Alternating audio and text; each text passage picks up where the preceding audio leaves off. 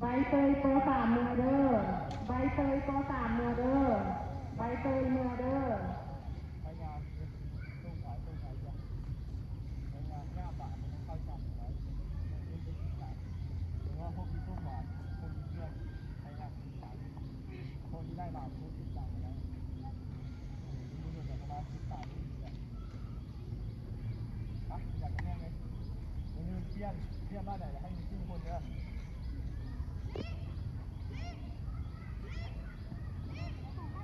ข้ามไปใส่ข้าม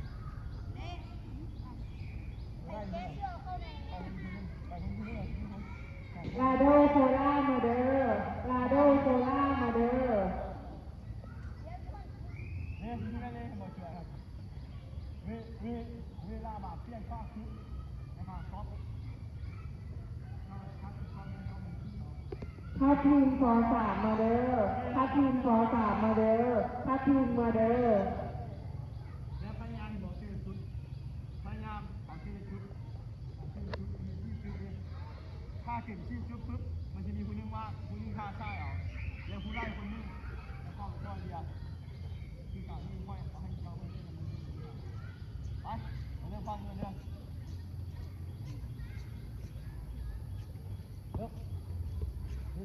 เสียงพอแห้งดีเบิ้งกาเบิ้งเอาเกลือแล้วกำมาถึงบอลว่ากันเสียงฟ้าไงบอลเสียงฟ้าใช่ไหมไอ้ไปครบไปไหมไปตัวนี้ไงบอลเสียงยังไงแม่ผมไปไหมผมข้ามเชือกได้ไหมใบเตยปอสามมาเด้อใบเตยปอสามมาเด้อใบเตยมาเด้อเดินฟ้าไปก่อนที่ยาวเดี๋ยวไปมองเดินฟ้าไปมองซ้อมไปเดี๋ยวแคมป์ก่อนจากนี้แคมป์เข้าไปที่นี่แคมป์มองคนเดียวนี่มองในบ้านเนี่ยเพื่อนเอาเนี่ย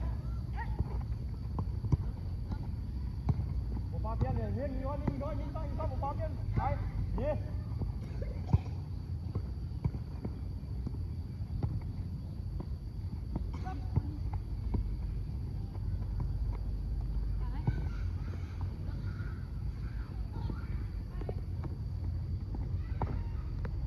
ใบเตยปอสองมาเด้อใบเตยปอสองมาเด้อใบเตยมาเด้อ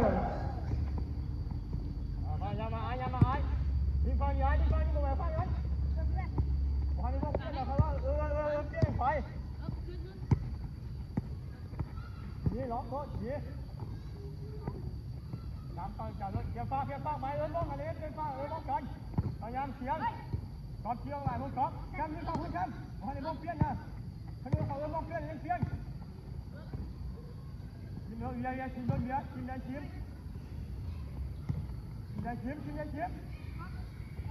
เออเปี้ยนเลยเปี้ยน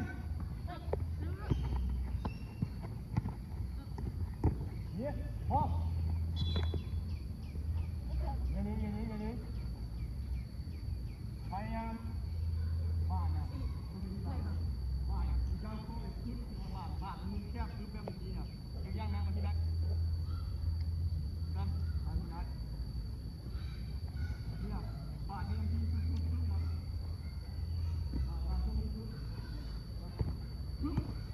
เลยคือย่อยออกมาทีเลยพยายามในพวกนี้ก่อนชุ่มเนี่ยเราจะเจอสุดเตี้ยพยายามครับดูก่อนคือมาพุ่งเปี้ยงจะบอกเมื่อเขาจะบอกเขาเรื่องไงเปี้ยงจะบอกเนี่ยก๊อฟไม่ใช่ก๊อฟจะบอกว่าก๊อฟในช่วงวันผู้เดียวอยู่ข้างนอกเข้าใจป่ะยกตัวอย่างเขาอ่านมันทีมันทีมันทีปุ๊บเนาะเปี้ยงจะบอกเลี้ยวหุ้นจะบอกเขาอ่านมันมาทีหุ้นจะบอกย้อนเขาอยู่นี่แล้วท่านเขาบอกลบเปี้ยงจะบอกว่าเปี้ยงมันยกตัวอย่างครับดีมั้ยช่วยมาให้ดียกแรงให้ดีหยุด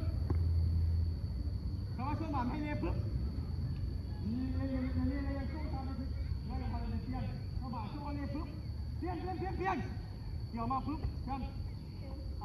เห็นบอกบ้านนะพยายามเสียงเขาต้องบอกแต่ว่าเปลี่ยนถ้ามามือแล้วเขาชื่อว่าเขาเปลี่ยนหรือบ่เปลี่ยนถ้ามาเขาชื่อนี้ให้มีการเปลี่ยนอยู่เขาบอกอยู่แล้วไปเรื่องเลยเกี่ยวบอกคือบ่มีเสียงเลยบอก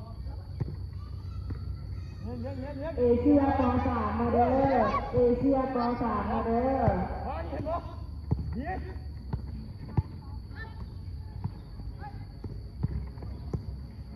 กับที่ออกเปลี่ยนอะไรวะ ตีไม้ก่อนนึ่งมาเด้อตีไม้ก่อนนึ่งมาเด้อตีไม้มาเด้อ เปลี่ยนบ่เห็นบ่ยิงไปเลยคำเปลี่ยนไปเกี่ยวแชมป์เกี่ยวมาแชมป์มาง้อที่บ้านกลับมาคำแนงเอามาง้อการคำแนงเด็ดชิโม่ชิโม่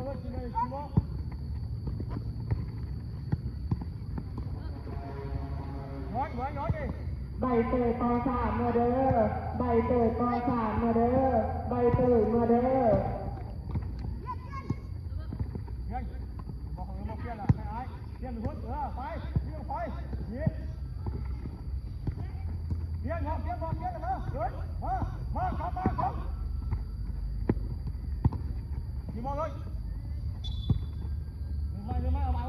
นขึ้นใจบ้านกำแพงไผ่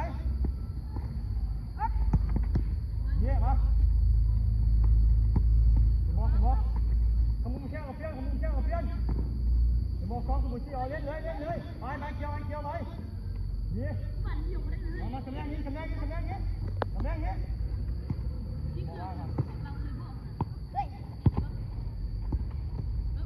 มึงแข้งกับเปลี่ยนเลยนี่ยับไปใบเตยมาเด้อใบเตยมาเด้อใบเตยกองสามมาเด้อ เยี่ยมมึงโง่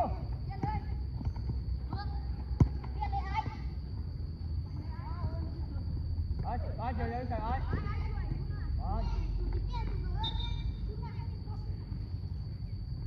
บ้าน นั่นใจดีวะมาเปลี่ยนกูดู เข้ามาเป็นชิ้นๆเลยตอนนี้แข่งเนี่ยด้วยกันเลยอ่านกัน ส่งอะไรจับไหม นำไปบ้างกูเลยไหม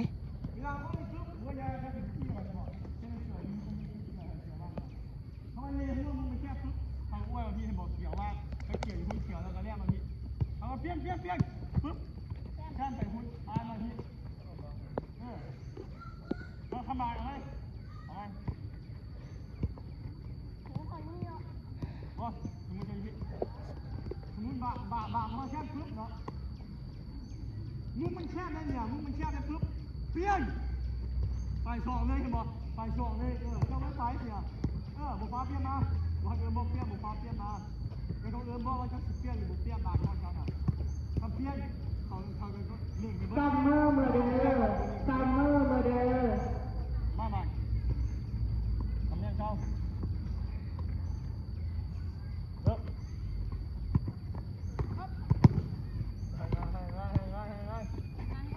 บอกไว้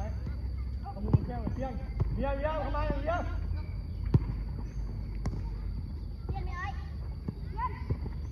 ก็มูไหวแล้วเปลี่ยนฟังเนี่ยยี่ไอ้ยังต้องรอคนไอ้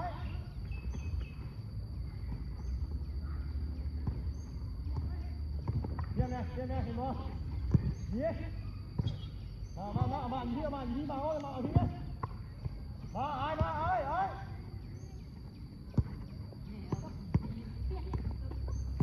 เปลี่ยนหุ่นซ้อมเที่ยวมาซ้อมหุ่นเที่ยวมาหมด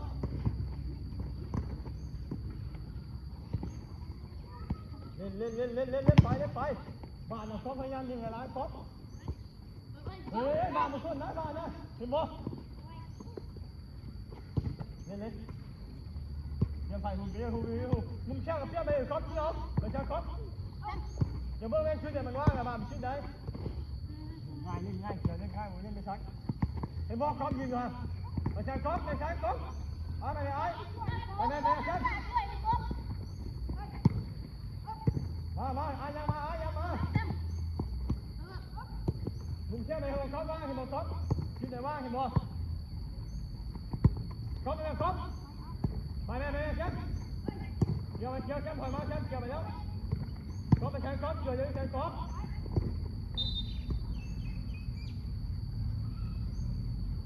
เฮ้ยสิ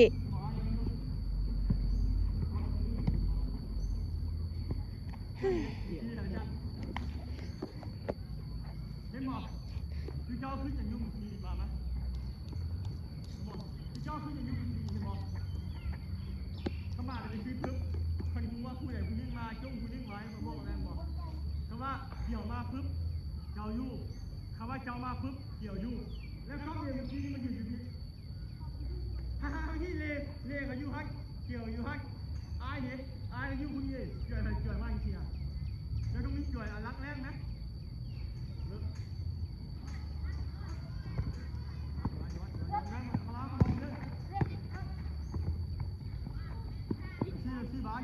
มาหมดน้ำเล่นเลย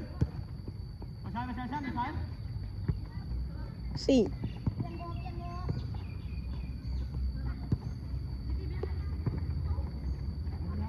มันยังเสียงบ่เสียง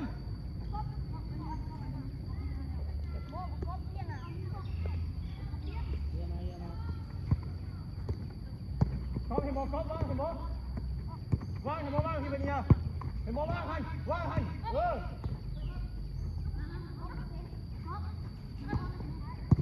นี่เอาเกี่ยวเลยนะเกี่ยวข้างซ้ายแม่จะได้ให้สวยมาอย่างดีมายังเข้ามาไปไอ้คนนึงเกี่ยวไอ้เกี่ยวไปแล้วน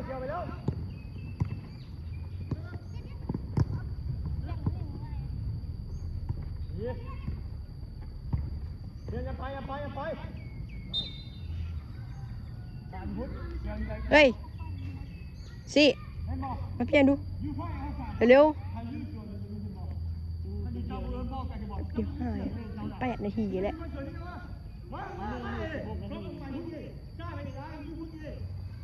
บ้านนี้เจ้าบุญเขาชุดเห็นบ่เจ้าอยู่ชุดใดเห็นบ่จะมายิงยังอยู่ชูเจ้ายิงปุ๊บเข้าไปยับเจ้าก็เรียกมาไอ้คุณแม่แต่แม่เขาหูอยู่ในสั่นแปลว่าคุณเจ้าหิวไอ้ไปแม่แม่เขาหูมันอยู่ในสั่น เฮ้ยสิ ช่วยเจ้าบุญเขาช่วยอยู่ไปออกมายังไงมาเป็นซีเสื้อบาทสิมาแม่งกูสิไปนำเนี่ยพันเดี๋ยวฟังให้บอกเขาลูกเลี้ยงหันมา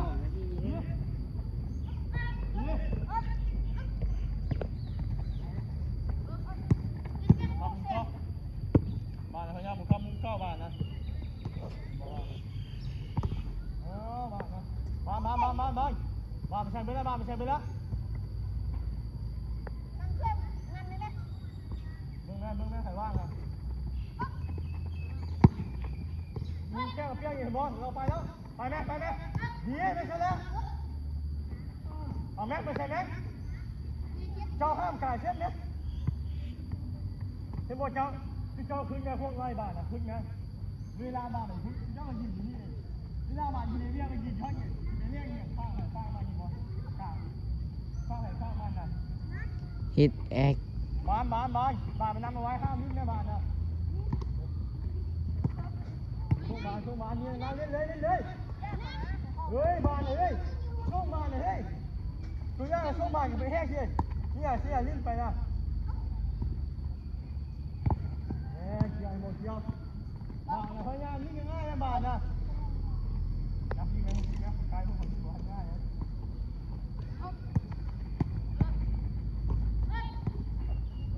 บ้านนี้เหนียวชอบไปแม่ให้ฉันแต่งตัวนี้เลย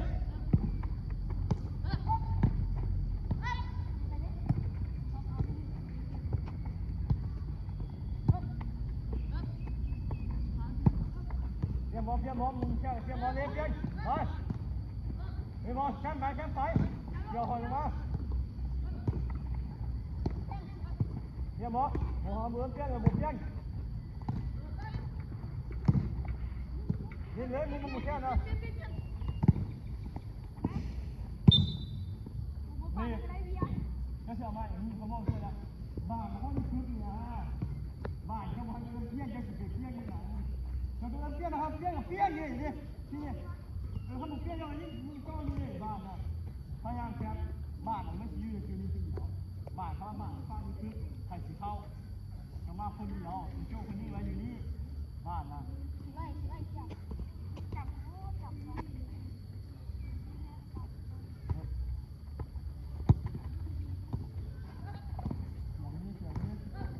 ก๊อปเตือนใช้ก๊อปเตือนใช้ก๊อปเตือนใช้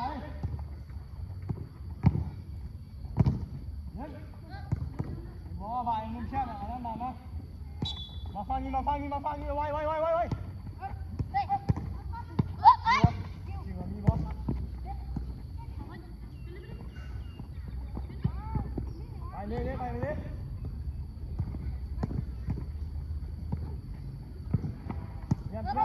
เปลี่ยนออกมา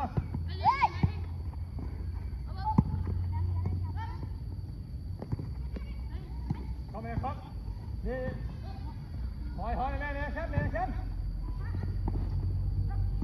บอกคำเปลี่ยนนะแชมป์พยายามแชมป์จะต้องเบิ้งไว้นะครับว่าบาทจะห่างงั้นเราต้องเสริมถ้าบาทจะห่างเท้าพึกนี่คือย่างเท้าอาอยู่คนเปลี่ยนเราต้องเสริมข้างเท้านี่เป็นคนเปลี่ยนเราเสริมเท้าอาเปลี่ยนเดี๋ยวมีตัวจำเปลี่ยนแล้วข้างนั้นเปลี่ยนเราจะเปลี่ยนได้ข้างนี้เปลี่ยนเราจะเปลี่ยนได้เปลี่ยนในบอสพยายาม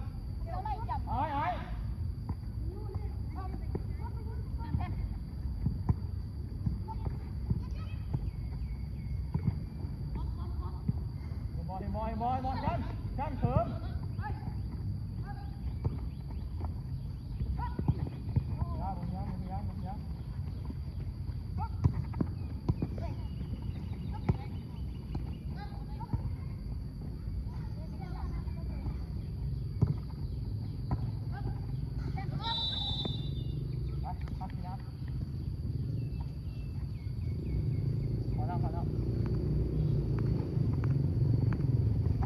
เอาหยุดบ่ได้